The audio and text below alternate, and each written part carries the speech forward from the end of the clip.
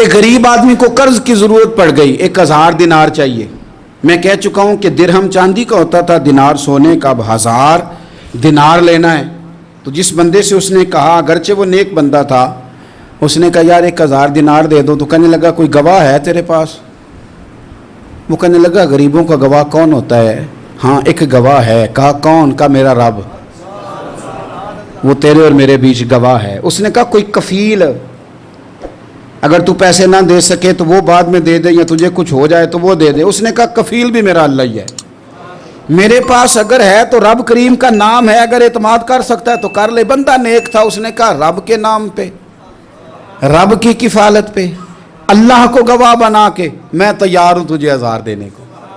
اس نے 1000 دینار دے دیا، وقت واپسی کا طے ہو گیا۔ وہ چلا گیا پیسے لے کے۔ اس نے پوری محنت کی کہ میں نے وقت پہ پیسے لوٹانے، پوری محنت بھی کر لی، اللہ نے مدد بھی کر دی، پیسے بھی اس تاریخ کو اسے مل گئے۔ بعض لوگوں کا تو لوٹانے کا دل ہی نہیں ہوتا۔ فرمایا حدیث پاک میں کہ تو لوٹانے کا ارادہ کر، رب تیری مدد بھی فرمائے گا۔ لیکن یہاں بہت سارے لوگ کہتے ہیں خیر ہے، ارادہ ہی نہیں، تو پھر جس طرح کا بندے کا گمان ہو رب بھی اسی طرح کا معاملہ فرماتا ہے۔ اس نے پیسے جمع بھی کر لیے اور واپس دینے کو تیار بھی ہو گیا، لیکن رستہ بحری جہاز کا تھا، کشتی کا تھا، دریا کے رستے واپس آنا تھا۔ اب وہ جب آ گیا دریا کے کنارے تو بڑی کوشش کی، پر وہاں اسے کوئی کشتی نہیں ملی۔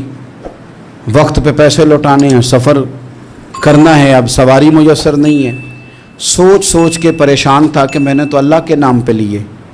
اچانک دل میں ایک تجویز آئی، اس نے ایک لکڑی لی، لکڑی کو اندر سے کھولا، 1000 دینار اس میں بھرا، بخاری پڑھ رہا ہوں، اور ساتھ ایک خط بھی لکھا کہ یار میں پیسے پہنچانا چاہتا تھا پر مجھے کوئی چیز نہیں ملی دریا کے اس پار آنے، اللہ کے نام پر تیری طرف روانہ کر رہا ہوں۔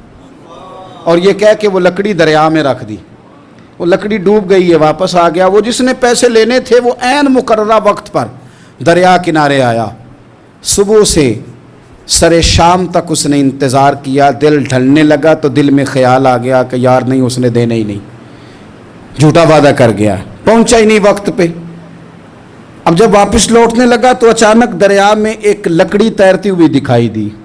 کہنے لگا لے جاتا ہوں، شام کو روٹیاں پکانے کے کام آئے گی، ایندھن بنا کے جلا لوں گا، ہنڈیا پک جائے گی۔ لکڑی اٹھا کے جلانے کے لیے گھر لایا، گمان تھا کہ وہ نہیں آیا وعدہ کر کے، اللہ کو کفیل اور وکیل بنا کے اور گواہ بنا کے پھر بھی نہیں آیا۔ لکڑی لے کے گھر گیا، بخاری ہے، اور جب اس کو چیرا نہ کہ میں اس کی آگ جلاؤں گا، کھولا تو اندر سے 1000 دینار بھی نکل آیا، خط بھی نکل آیا۔ اب ذرا سمجھنا، اس کے دل میں بات کس نے ڈالی کہ تو لکڑی میں پیسے ڈال دے؟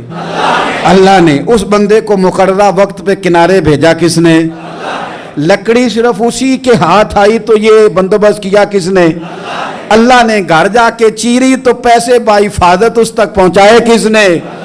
تو پھر ہمیں بھی توجہ اللہ کی جانب ہی کرنی چاہیے، ہمارے پہ دل کی توجہ رب کی طرف ہی ہونی چاہیے نا۔ ہمیں ادھر ادھر جانے کی، دیکھنے کی، بندوں پر غور کرنے کی ضرورت کیا ہے؟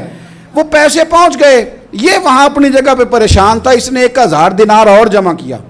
پھر دوبارہ ایک دن دریا کنارے آیا، کشتی مل گئی، بیٹھ کے اپنے اس بھائی کے پاس آیا، کہنے لگا دیکھنا مجھ پر بدگمان نہ ہونا، پیسے اس تاریخ کو بھی جمع کر لیے تھے، دریا پہ آیا تھا پر کشتی نہیں ملی تھی، پھر میں نے نا لکڑی میں ڈال کے خط ڈال کے تیری طرف بھیج بھی دیے تھے، لیکن آج میں پھر لے کے آ گیا ہوں۔ وہ کہنے لگا خوش ہو جا، جس رب کو تو نے میرا اور اپنا گواہ بنایا تھا اس رب نے میرے تک پہنچا بھی دیے ہیں۔